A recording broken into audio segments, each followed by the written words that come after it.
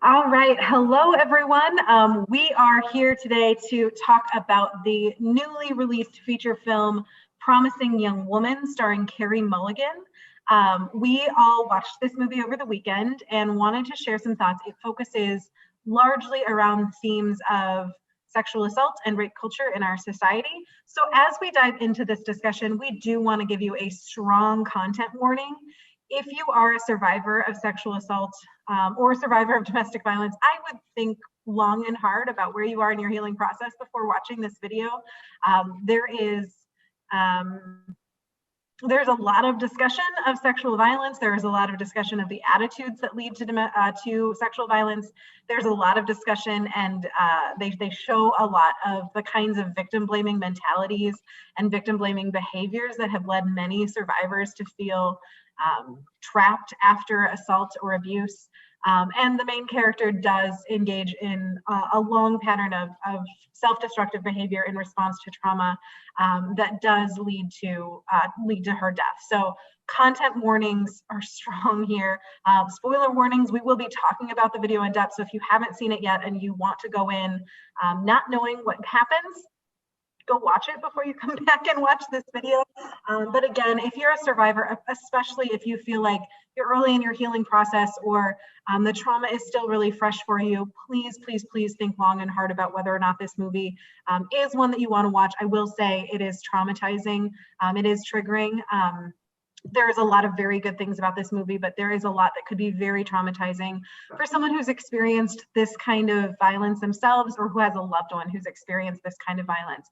And if you are a survivor or if you're not and you do choose to watch this movie, please do practice self-care before, during, and after. If you need to pause the movie and step away for a while, that's what movies at home are for. If you need to contact a crisis worker, Safe Passage is available 24 hours a day, whether you're in our area or not. You can call us 24 hours a day at 815-756-5228, or you can text us 24 hours a day at 815-393-1995 and talk with someone about what you've just seen or what you've just watched, or contact, whoever is your counselor, your support system. Invest in those kinds of things that make you feel safe and make you feel healthy, because it is hard to watch. Even as someone who does this work each and every day, I will say, I watched it twice and both times kind of the rest of the evening, like I was in a little bit of a funk, and I did just have to recognize, like, I watched something really hard and I think that is impacting me, and I loved it, but I really had to be aware of that. So if you are a survivor or a loved one of a survivor, please do proceed with caution if you're thinking about watching it. And if it is traumatizing for you or triggering in any way, please do reach out for support. Again, we're available 24/7 by phone, 815-756-5228, or by texting 815-393-1995. So again, we are going to dive in, content warning and spoilers ahead. We're going to be diving into the video Promising Young Woman and what we thought of it. I will say 2/3, so four out of 6 thumbs up. Kendall and I loved it. Mary Beth, not quite as much of a fan. I think that's fair to say. Yes, yeah, and I think somewhat going back to what you were talking about, the level of trauma. I think my overall takeaway was that the payoff wasn't enough for the trauma of viewing it, and so I was. I felt like there needed to be more of a message, more of a reason to put myself through what I thought it took to go to watch the movie. And I think, and we'll move into, I think there were definitely, not to say there weren't some really powerful messages, some really important scenes. I think it generates a lot of discussion. There's a lot for us to talk about, but as far as overall hanging together as a film, I had some more movie critiques. I think it does generate a lot of discussion. I watched it with my husband and we sat down for a long time afterwards. And I was like, well, what did you think about this? I really wanted to get his perspective of someone that doesn't work in this field and someone that isn't surrounded by it. And we had a great conversation afterwards. So that's one good thing about the movie. Yeah. And right after we had watched it, Kendall and I watched it before you, Mary Beth, and I remember saying, I could see like going to a fraternity and bringing this movie and saying, let's watch this and have a discussion. Not that fraternity members can't be victims of sexual assault as well, but there is that kind of cultural stereotype of, you know, college parties and where a lot of sexual assaults happen on campuses. And, you know, so I see a lot of the benefit of this video in helping other people who had not been touched by sexual assault or sexual violence realize just how difficult it is and just how pervasive it is. So I think it does hit differently for everyone. I loved it. Honestly, it's one of my favorite movies that I've seen for a long time. Me too. I loved it so but much. I do totally understand that someone else might feel differently. And I think, again, depending on your experiences with sexual violence or your, like, where you are in your healing process, it could hit differently for different people. And I don't think there's one right or wrong reaction. But for me, I was watching thinking, oh my God, I feel like someone finally like captured how I've felt about sexual violence in our community, or how I felt about sexual violence in our culture. Like, I feel like it's on film for the first time. And like you said, Kendall, I watched with my partner as well. And I felt like it was one of the first times I could feel like, oh, you as a cisgendered straight man in our society, like kind of got a feel or a picture of a lot of what especially women and femme people feel like on a daily basis, kind of that threat. So, you know, I felt like it's a really interesting learning tool. But again, it's going to hit differently for people depending on if you're like, yeah, I know what this is because I've lived through it, or if it's like, wow, I've never thought about that before. That really opened my eyes. Yeah, for sure. So we wanted to start by just talking about some of the themes of the movie, and then we're going to dive into just talking about some of the major characters and what we noticed from their portions of the film. So Kendall, what did you kind of view as your theme that you saw running through the film? I saw quite a few themes, and I know we're going to talk about those, but two of the ones that really stuck out for me. So the film focuses on a friend of someone who was raped, and it goes through all of the trauma that the friend of the victim really felt. I feel like so often we think, you know, just the victim, in this case, Nina, you know, is the only person with trauma, but her friend had dealt with all of this. Her friend felt guilt for not going to the party, for not being there with Nina. So I liked that it did focus on secondary trauma, because I think that's important. That's something that we focus our services on. You know, our services aren't just for someone who has been assaulted, whether that's domestic violence or sexual assault. It's people who have witnessed it or people who have really felt that aftermath. So I liked the focus on that.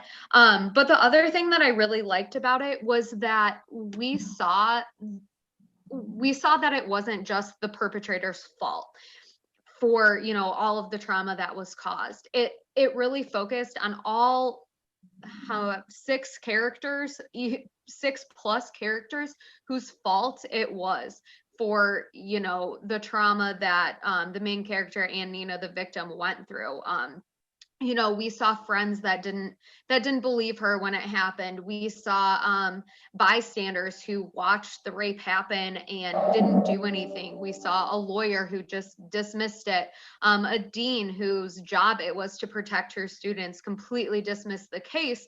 So often we think, oh, you know, victims of trauma, they're in this position because of the person who perpetrated violence against them. But there's so many other people who really, you know, go together to create that feeling of the victim, if that makes sense. Absolutely. And that's kind of what I saw as a theme running through as well, is that, just like you said, there were so many people who were responsible for the trauma that Nina went through, and then Cassie, the main character, who we followed through the movie, but also just how all of those different groups of people did not believe that it was their fault. So like you talked about the dean who said, you know, who dismissed the case when it came through, really believed that she had been in the right, that we can't deal with quote unquote he said, she said situations by, you know, taking the victim side, that we have to give the perpetrator the benefit of the doubt, or by the lawyers who, you know, felt like they were just doing their job to attack, you know, a young victim's character, or by all the guys that Cassie picks up at the bar who attempt to sexually assault her, that, you know, that they felt like they were nice guys. There's this theme running through that it seems like the characters feel like they're good people. They didn't do anything wrong. And I think, like you said, so often we focus on the perpetrator. So in this case, the character of Al Monroe, it would have been really easy to say, like, well, she just wants to get revenge against Al because Al is the one who hurt her friend. But she also pays attention to all these other groups of people who, even if they would have admitted that Al had done something wrong, I don't think they would have recognized without her intervention that they had also done something wrong. And many of the characters didn't. And that was really what the movie was about, was not just Al not believing that he was accountable for what had happened, but the dean not believing she was accountable, the friend not believing that she was accountable. So it really was a theme running throughout about how everybody wants to think they're the good guy. Everybody wants to think it's somebody else's fault. And even when we see any sort of accountability for sexual violence, it's almost always just the perpetrator who's kind of pinned for that. It's rarely that we look at the broader society and how we got to this point. Mm-hmm. Well, and speaking of the broader society, I think sort of the rape culture is certainly another theme that runs through the movie, and just from the scenes in the bar to the sort of being catcalled on the street, or some of the attitudes from the friends, we see just these sort of portrayals of what it means to be victim blaming, what it means to sort of discount rape, what sort of some of the attitudes are in society that lead to the type of experience that Nina had. And so I think really important in highlighting some of those different themes that run through our culture. For sure. So let's dive in by talking about, rather than picking apart the whole movie, I think really a lot of the lessons that we can see come from these individual chunks of the movie, of kind of at the beginning, the characters that Cassie interacts with versus throughout the film. So I think if we just talk about the characters, we'll kind of cover the whole movie. So at the beginning, we see the movie really opens with Cassie and her habit of, getting dressed up, going out to a bar and acting like she is very, very drunk or very, very under the influence. And then a nice guy will come up to her and, promise to give her a ride home, or, she'll meet up with someone who will get her alone and then try to take advantage of her, at which point she reveals, I'm not actually drunk, or I'm not actually under the influence. And then they all freak out. And the point of that is like, well, if you knew she was under the influence, you knew she couldn't consent. So if she's sober, you should be glad because now you can get consent, but they're always freaked out. So it's kind of this theme of, why do we not get consent, or why do we seem to think that that sexual assault under the influence of especially alcohol is not as serious? And I think a theme running through that was all these guys kept saying, I'm a nice guy. I'm a nice guy. So what did you guys think about that kind of portion of the film? Yeah, I mean, I thought it was so relatable. I mean, it's so relatable. I think so many women can relate to, being out, being drunk, or not necessarily being drunk, but being in a situation where some nice guy is coming over to try to save you, or, oh, can I give you a ride home, or do you need to use my phone, or so and so. Like I liked that theme because, again, I do think it's relatable. And like you said, Lene, I think the whole kind of portion of that film was so focused around consent. One scene specifically really stuck out. I think it was the first guy she had an interaction with. She was really drunk at this bar, and he's like, well, I'll take you home. I can drop you off at your apartment. And then he's like, oh, well, actually, do you want to just come to my apartment? And she's like, well, I guess so. And they she didn't say anything. I was watching that. She didn't say no. She didn't say yes. She just didn't say anything. I was that was something she didn't actually agree to go to his house. So that was something I didn't even catch, but what kind of ticked me off in that film, like she's up there like looking drunk and he's like, hey, do you want to have a beer? Do you want to have a drink? Like, do you think that's what she needs right then? No. So I think it was just, you know, another theme of like consent, not taking consent seriously, but not being that nice guy that's really portrayed. Yeah, if you're a nice guy, you don't take someone who's visibly intoxicated up to your apartment. If you're a nice guy, you don't take someone who's visibly intoxicated in your apartment and try to give them, you know, and offer them a beer. And then when, you know, you try to give them a beer, then you're actually giving her hard alcohol. And then when she asks to lay down, clearly because she's going to pass out, you know, take her to the bed and try to initiate a sexual encounter. Like, that's not what a nice guy does. A nice guy gets you a glass of water and makes peanut butter toast. It reminded me of the consent is like tea video. You know, like if you have someone that's passed out, or like ask them if they're okay, get them some water, like do all of these things that seem so obvious, you know, so. So going to the second guy, I thought it was so interesting where, you know, she pretends that she's fallen asleep and he comes and jumps and, you know, wakes her up in a really rude way. But then she ends up saying that, like, well, at least you get points for not, you know, assaulting me while I was asleep. You tried to wake me up. And it's like, yes, this is like, it is so twisted that we're at the point where it's like, well, you get kudos for not trying to have sex with somebody who's asleep. Like, this is like, we are really scraping the bottom of the barrel here in terms of consent. But it just highlights how many people did, you know, in her notebook of all these times that she's done this. And sure, there were plenty of people who were happy to initiate things while she was still seemingly asleep. So definitely, I liked that. Yeah.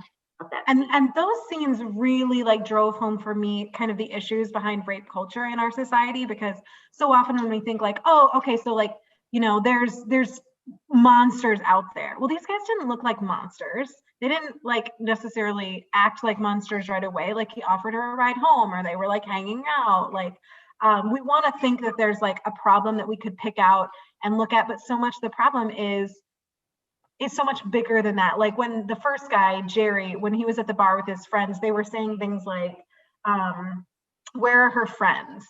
Like, who lets her be that drunk by herself here? Where are her friends? I'm like, well, if we didn't just kind of expect that guys would take advantage of someone who's that intoxicated, she wouldn't need friends around her, because she wouldn't have to be worried that someone was going to hurt her, or exactly something like who would let someone be like that, especially knowing the kinds of guys that are in a place like this. So you know that you're at a bar full of skeevy guys and you're not doing anything about it. Like, you're not doing anything to help her.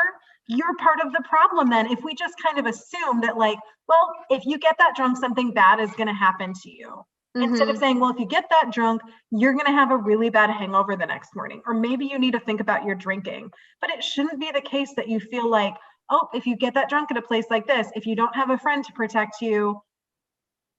And yeah, and they said, I wrote down a bunch of those same quotes too, but those friends said things like, oh, well, you'd think she'd learn. Like, think you'd learn what? Getting drunk and then I'm going to teach you a lesson by going home and assaulting you? Like, again, your consequence for getting too drunk should be a hangover, or, you know, and they said, oh, well, she's just asking for it. So many of those things. And another common theme, I think, with that whole like nice guy thing, or like the guys at the bar, this whole group of friends, they were creepy, but say it was just the one guy who was creepy, the one guy who was trying to assault her, would those friends have stopped? Would those friends have jumped in and said, hey, no, this girl's really drunk, let's call her a cab and get her home? Not, oh, we're going to send you off with this really drunk girl after you've said, oh, well, she's asking for it, or, you know, so I think that's a good lesson too. And again, so often we want to assume that like there are these monsters that you can tell that's the kind of guy, or that's the kind of person that would sexually assault someone, or like, oh, he slipped something in her drink, that's how we know he's a bad guy. But the most common form of substance-assisted sexual assault is alcohol. That is the most common way that people date rape someone, is by just giving them drinks, giving them too many drinks. You don't have to wait to see someone slip a pill in someone's drink or put a powder in their drink to know that this person is about to sexually assault someone. Just finding someone who is that intoxicated and trying to take them home, that's the same thing as like slipping someone a roofie. And I think people don't think about that very often. We kind of assume that if someone's drunk versus if someone's drugged, it's a different kind of assault, but it's not. It's the same thing. Yeah. And I want to just say too, I mean, in the sort of, I mean, part of where rape culture comes in and some of the complexity is that, I mean, like, obviously she is presenting as really obviously drunk and falling down and passing out. And somebody doesn't have to be that drunk for it to be wrong to have sex with them or to initiate sexual activity. Like I mean, we have such a culture of like, you know, alcohol as sexual lubricant. And, it's like, well, there might be, it might be okay for a little while, people can be relaxed, but then at some point, somebody becomes unable to consent, and really being mindful that that point is long before somebody's passed out. Like, and so, really thinking about how we understand the role of alcohol in sexual activity. Absolutely. All right, so moving on to kind of the next main character that we sort of see connected to the sexual assault against Nina. Cassie goes and visits the dean of the med school that she and Nina had dropped out of after Nina's assault. And Dean Walker is the administrator who was tasked with investigating the sexual assault after it was reported. So Nina, a med school student, was sexually assaulted by another med school student while there were other people around at a party. While it was filmed. Well, we didn't know that at the time when we were talking to Dean Walker, but yeah. True. But yeah, so there were witnesses. It was, two med students. It was reported in that moment. It sounds like, Nina had physical evidence of it. So kind of everything, again, this, in the way that movies are, everything was more clear cut than it often is in real life. Like you said, Mary Beth, like Cassie was always falling down drunk rather than just, is she or isn't she? Nina did all the things that we would recommend that a survivor do after assault: go to the hospital, collect evidence, file a report. But in this situation, in the movie, all those steps were taken. It went to Dean Walker, and what it sounds like Dean Walker did is said, this is a he said, she said situation. I can't ruin a young man's life over these allegations. And one of the things that really jumped out to me, because I don't know, like, it's sad, but I'm so used to that attitude in our culture. But one of the things that really jumped out to me was that she said, I get these kinds of reports like once or twice a week. What am I supposed to do? I'm like, if you are getting those reports at your school once or twice a week, how do you not stop and think, oh man, something must be wrong here? Yeah. I noticed that too. And specifically when she said, well, imagine what it would do to those men, if I'm investigating all of those, or specifically Nina's case, like imagine what it would have done to that young man. It gave me such Brock Turner vibes. The swimmer who assaulted Chanel Miller when she was passed out drunk, and the school just completely backed him up, took his side because, oh God, he's such a good student. He's such a good swimmer. What would this do to him? My blood was boiling at that part because, really throughout the whole movie, but that is something we see so often. We back up the perpetrators instead of the victims like we should. And that wasn't something that's just made up for this movie. That's something we see in day-to-day life when it comes to sexual assault cases.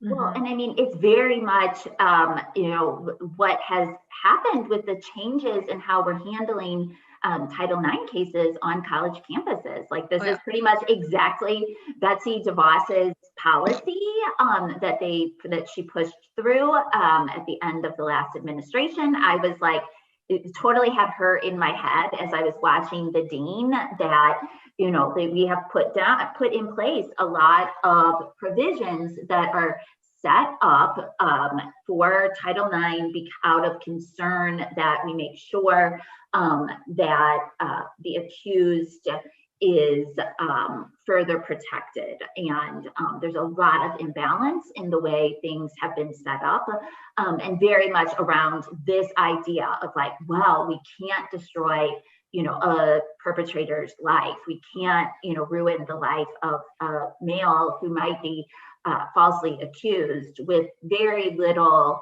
concern for what does it do to the survivor? What is it doing to the person coming forward? And so I felt like that, like the attitude that dean expressed is precisely how we get some of the really bad policies that have recently been put in place. Oh yeah. And I think it was, I think there's rape culture wrapped up into this. I think there's patriarchy and misogyny wrapped up in this, because throughout the whole film, again, it's heavy-handed. So throughout the whole film, we kept hearing that like Nina was the top of her class. Nina and Cassie were the top of their class. They like their futures, they were on their way to be incredible doctors.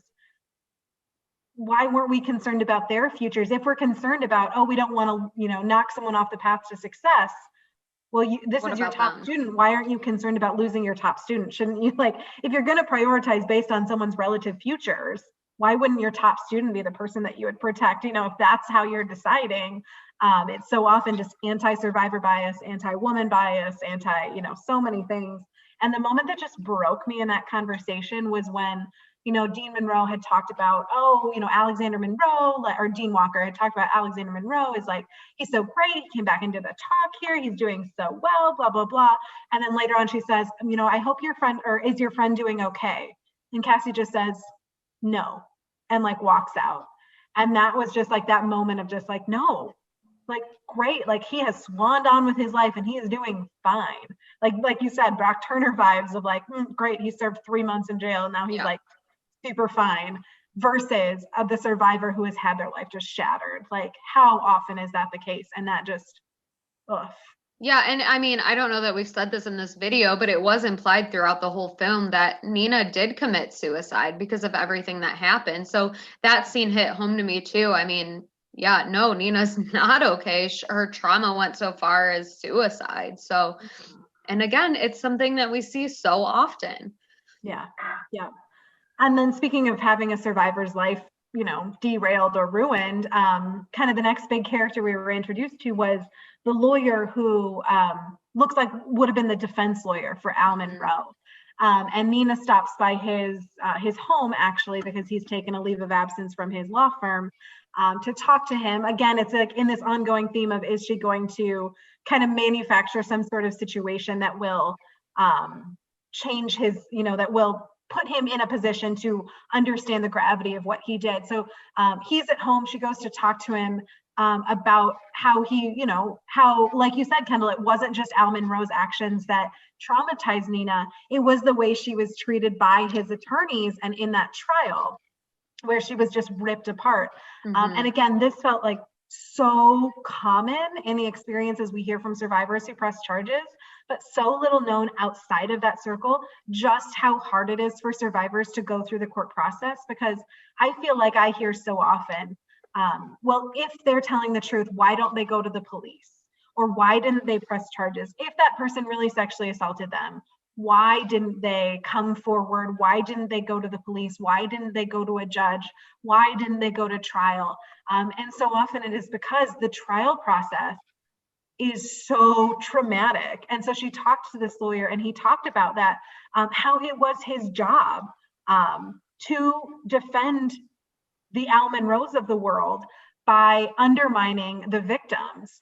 And he talked about both, how he got, he was monetarily incentivized to, get someone to settle out of court, how, how they had, someone on staff whose job it was to dig through victims' past to bring up anything that could embarrass them or essentially make a jury feel like they deserved to be sexually assaulted. So we saw just how rigged this court system is against survivors, how very easy it is to prejudice a jury against a survivor, and just how traumatic it is for a survivor to have to go through that process. And it really answers that question of why didn't you come forward? Well, because it's hell for survivors to come forward. And he is really the one who really shows Cassie that he understands the depth of the harm he has caused. So I don't know, that interaction was really interesting to me. I don't know if you guys had any thoughts. Yeah, absolutely. I thought, I think the thing that stood out to me was just the moment where he sort of says how easy it is to get a jury to turn on a woman or to turn on a survivor. And that, we sort of know that there is a lot of incentive, even for women, psychologically, to want to blame the victim. Often on juries, this happens where you want to think that it's the person's fault so that you can think that you can prevent sexual violence from happening to yourself. And so it becomes this sort of defense mechanism, and how easy it is for, and how frequently what a defense attorney is going to do is to try to use that impulse to say, it's their fault, it's their fault, it's their fault. And then, yes, how traumatizing it is to go through that process. Mm-hmm. Yeah, I totally agree. I think you guys said everything that I was going to say through that character section. Yeah. And then we also had Cassie's friend, and for the life of me, I can't remember what her name was. She had twins. I remember that she had twins. I can't remember. Yeah, I can't remember her name. Allison Brie. Allison Brie's character, who really was kind of the epitome of that. I didn't want to admit that something bad happened. I didn't want to think that something bad happened. So I did that, just convince myself that, well, Nina shouldn't have been drinking. Or if you get blackout drunk all the time, what do you think is going to happen? Exactly what you were saying, Mary Beth, about how that internalized, like, if I can find something to blame it on from the victim side, then I can convince myself that I won't let it happen to me. If it was the victim's fault, then I can just do the opposite of that and make sure I'm not at risk. And if I admit that Nina didn't do anything wrong, then I have to think about how the world is really screwed up, and there's nothing that any of us can do to 100% guarantee that we're not going to experience that same kind of situation. So I feel like it's exactly what you had said in her case, of that self-protective, I don't want to think about that this could happen to me. Well, and I really thought of this from Nina's perspective. I mean, it sounded like Cassie, the main character, Allison Brie's character, Nina, it sounded like the three of them were best friends. Cassie was obviously the friend that believed her, and then Allison Brie's character didn't, and said things like, oh, well, was she just making this up for attention? I'm sure, thinking from Nina's perspective, she was thinking, why isn't my friend believing me? Why isn't my friend supporting me? Why would I lie about this? So I think that was so important too. And I think the common theme of this friend was how important it is to start by believing and to support people in your life when they tell you that they've been assaulted, because that trauma from, not being believed is something that a survivor carries. Yeah. Madison. Okay, I had to look. Madison. I thought you might be looking. I knew sorry. I'm like, it's not that. Like, I can't stand it. What? Sorry. Yeah. So Madison. Yeah, and it's basically two. I'm gonna drive home the subtlety versus over the top point. I mean, this is sort of. I mean, Madison.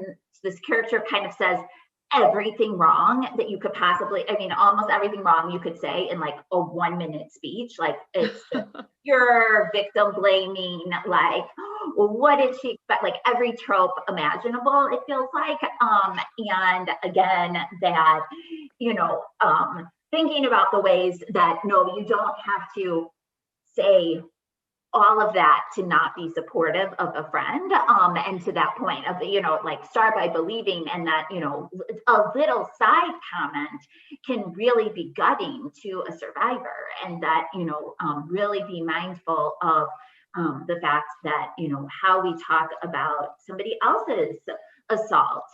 We don't know who may have experienced sexual assault in our life, and that they're hearing, some little comment we make about, somebody that's just drunk in a bar, of what is she doing, and how that might land for somebody who has experienced assault. So I think really powerful in thinking about how consequential our attitude towards survivors can be. Well, like one thing, go ahead. Okay, I was just going to say, like you said, Kendall, like it's so important to be a supportive friend. So if you don't know what to say, the safest thing to do is just say, I believe you. I'm sorry this happened to you. How can I help? If you don't, if you are worried you're going to say the wrong thing, don't say anything else. Just say, I'm sorry, I believe you. How can I help? Because sometimes even a little throwaway comment where you don't think you're being unsupportive, you don't think you're not believing them, but even saying something like, well, are you sure that happened? Like, are you, how do you know? How do you know, like, was he drunk too? Like, even those little questions that you might just feel like, oh, I'm just trying to get more information. I'm trying to like know what happened so I can be helpful. Even those little questions might make someone feel disbelieved. So it's like, it's better to err on the side of just like, say less, say, I believe you, this was not your fault. How can I help? And then call a place like Safe Passage and say, okay, my friend just told me this, like, what do I say? Because you want to be really careful, because you might even unintentionally say something that could lead to that person feeling disbelieved. One of the thing that I was going to say about the friend, and we found this out later in the movie, almost towards the end, was that her name was Madison, correct? Madison had a video that she had carried around for years and years of the assault taking place. So she had this damning evidence for years and never did anything about it. I mean, she could have turned that in to the lawyer. I mean, most likely then Al, the perpetrator, would have spent time in prison where he should have been, you know? So even just the fact that, like, one, she didn't treat her friend the way she should have, but two, like, you could have done something to completely change the outcome of this situation, but you didn't. Yeah.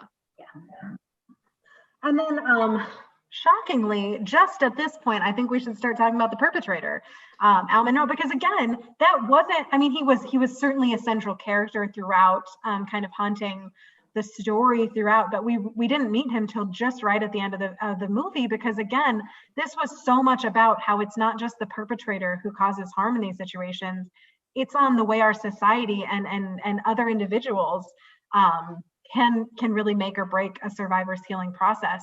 Yep. So we finally do meet Al, who is the person who sexually assaulted Nina.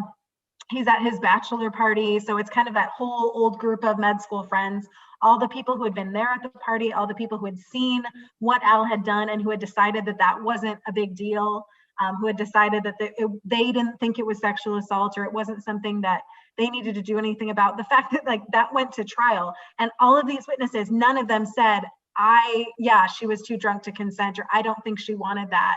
I think that Al did something he shouldn't have, but none of them, not just didn't speak up, but didn't recognize that as sexual assault. So we see that that encapsulated attitude of sexual assault and rape culture, that attitude that this isn't that bad. Because, you know, I didn't see my friend like having sex with someone who was unconscious. I didn't see my friend like roofie someone. I didn't see my friend,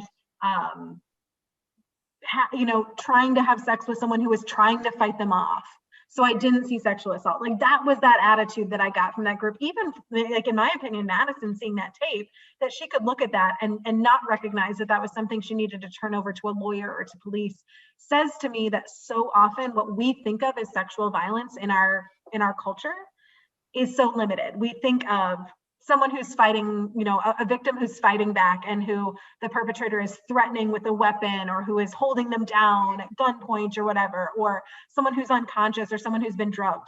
We don't often think, well, if I see my friend having, having sex with someone who is too unconscious to consent, or too under the influence to consent, I shouldn't just laugh at that. I should step in, or I should do something, or I should report that later. Like, this whole group of people who didn't view that as sexual assault. Not that I think that they just covered up for their friend, but like they did not think that that was sexual assault, so they didn't do anything. And then we meet Al and we go through the whole process of his bachelor party and his friends continuing to cover up for his bad behavior, continuing to allow his bad behavior. So for me, it wasn't just like, Al clearly didn't understand or didn't think he had done anything wrong, and that's a problem. But for me, like the bigger point that really stuck out to me was the way his friend group, especially his friend Joe, allowed him to feel that way. Like so much of our attitudes come from whether or not the people around us hold us accountable. And he didn't have anyone holding him accountable. Yeah, I have a hard time believing that that he and the friends didn't think that what was going on was sexual assault. I think that they just thought, we're going to get away with this. This is something that we're going to get away with. We're going to move on with our lives. So, I mean, maybe they didn't know, but I find it hard to believe that they didn't know what they were doing was wrong. I mean, how could you not?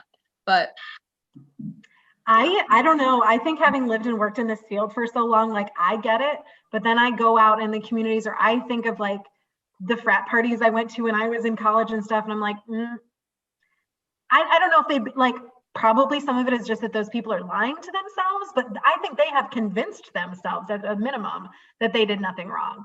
Like in that moment after, you know, the big surprise twist at the end, when Joe is talking to Alan, you did nothing wrong. It was just an accident. It was just like, I think I don't know. I think people with some of those levels of privilege can convince themselves that, no, I didn't really do anything wrong. Like, it's not wrong to hunt humans for sport, you know, it's just, I pay them well or something, you know, like, I think people can convince themselves of whatever they want if they think it will help them get away with it. I don't know.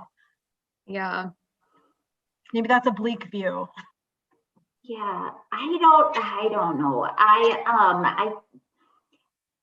I feel like it's hard for me to believe that in 20, I mean, this would have been like, if we're thinking about the trajectory, the timeline of the movie, like 2012, 2014, like I feel like you should know by then in society that this is definitely sexual assault. But I never want to underestimate people's ability to feel entitled and convince themselves that they are not doing something wrong. So yeah, I'm on the fence with.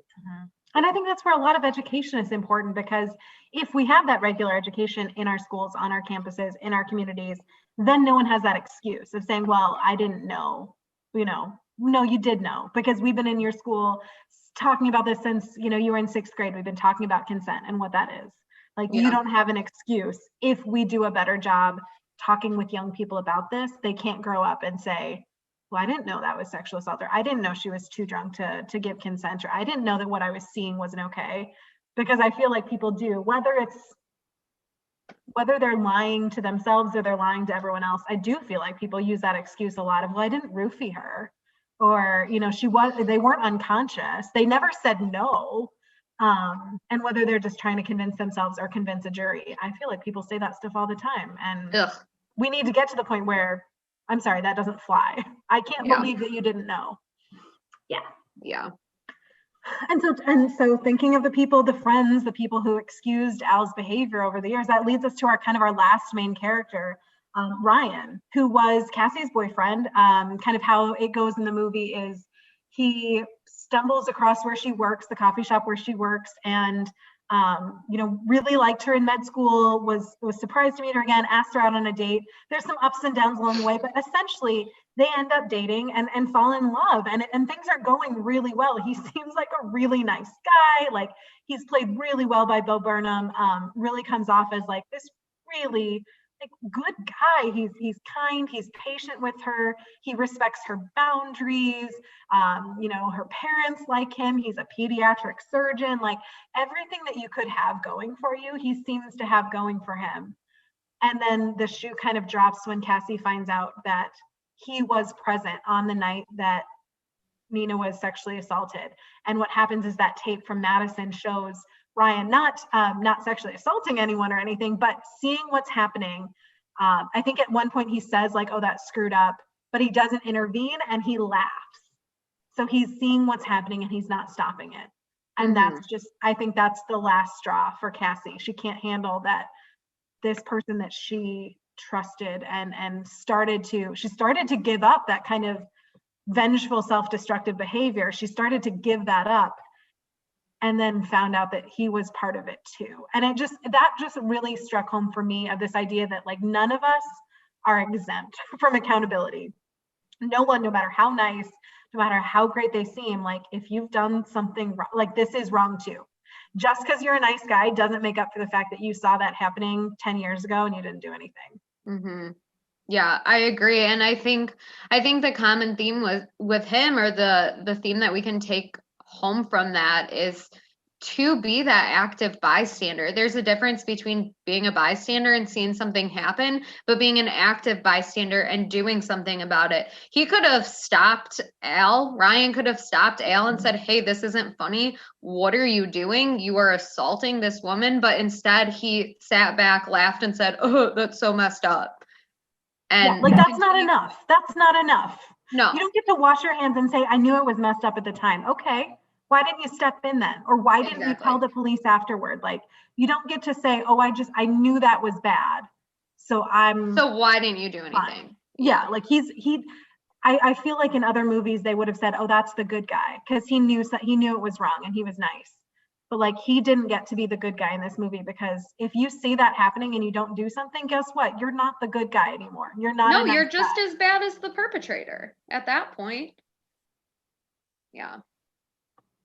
Well, I think too, I mean, yes, agreeing with everything you said. The other thing I think that was interesting was that they kind of play, noting the way that this wasn't a huge thing in Ryan's life. Like, he moves on, he claims to not remember that he was even there for the incident. And I don't know if he, how much he forgot, or if he was just, lying about that. But that, this, of course, utterly changes Cassie's life. Obviously it changed Nina's life. I mean, and then, for Ryan, he just moves on. And it was this thing that happened back in school. And that, he doesn't even think about what it might mean to, when he brings up the various people, when he first meets Cassie at the coffee shop, like, "Oh yeah, Al and Madison and this and that." Like, it's like, "Oh my gosh, you are utterly triggering her. And you're discussing these people involved in this traumatic incident, and he's clueless about what he's doing." And I think that asking her why she dropped out of med school, and like, how would you not realize, like, at a minimum, that something bad must have happened and you should stop like pressing? But like, how do you not remember? How does that not stick for you? Mm-hmm, mm-hmm. Yeah, absolutely. So I think there's a lot in this film. For anyone, regardless of if this is a movie you're going to watch, or this is a movie you're going to love, or this is something just like that you hear about, that this movie came out. I think there's a lot in here to think about. What is our role in seeing sexual assault in our society? If we are not the people who are committing assault, what is our role? And I think that's really what this movie drove home for me, is this question of, what is our responsibility if we know this kinds of stuff happens? What is our job? And our job, I think, in my opinion, is to be that bystander. If you see something happening, find a way to get involved, find a way to check in on people. If you know that you have a loved one who's experienced this, finding the right ways to talk to them about it, but not assuming that just because you're not sexually assaulting someone, that you're okay, that you're the good guy, that you're fine, that if I don't ever go out and roofie someone or sexually assault someone with a gun to their head, that I've never done anything wrong. Like, it's my responsibility to be better than that. And the bar is set much higher than that for all of us, if we really are going to create a society where everyone is safe. That's what it took I think that's what I took away from it, is if we don't do something, we can't count ourselves as the nice guy. Mm-hmm. Yeah, I think there's a lot everyone can do. I mean, as we hopefully move towards this future where we don't have to deal with sexual violence. I mean, call out rape jokes, call out rape culture, start by believing your friend, refer them to services like Safe Passage. There's so much that people can do. And the fact that people still do just sit there and let it blow over their head is mind-boggling. There's a lot of work that needs to be done. And I think this movie can really show people who aren't in this field how every single person really does impact the victim, and how there is so much work that every single person can do. Yeah, I'll just also add to that, and if you are a survivor or if you know somebody who's a survivor, to reach out for resources. It makes very clear how difficult the healing process can be for those, immediately affected and those around somebody who was assaulted. And so being sure to reach out and get the help that you need. Mm-hmm. All right, thank you everyone for tuning in with us.